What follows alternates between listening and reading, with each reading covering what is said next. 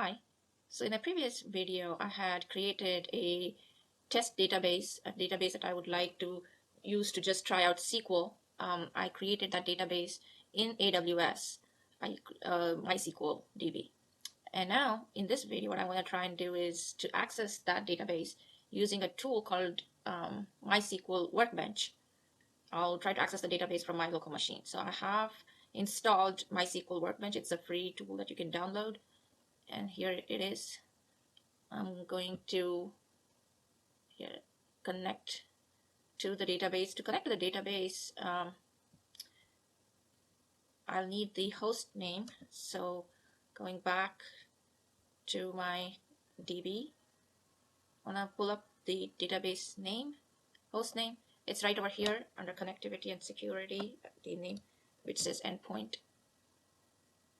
I will plug that in here, and then the port is 3306. Username of my database is admin, which was the default when I created it, and I kept it as admin. That's it. That's all it needs. Okay. It's asking me for a password.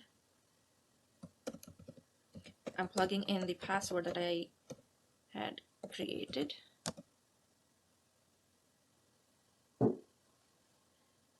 And here we are. I am using the test database. I'm using MySQL Workbench to access test database in AWS Cloud.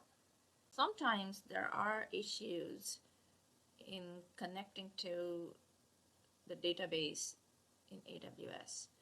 And if that's the case, you can come back here and look up some of the configuration parameters.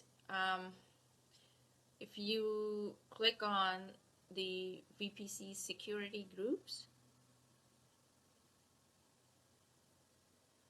you will see something called the security group ID, and you will see these inbound rules.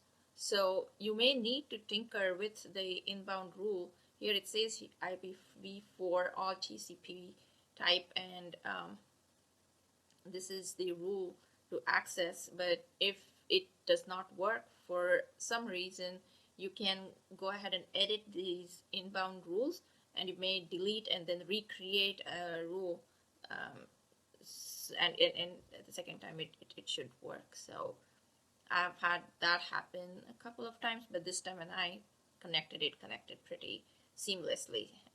So here we are with MySQL Workbench, and I can't wait to try it.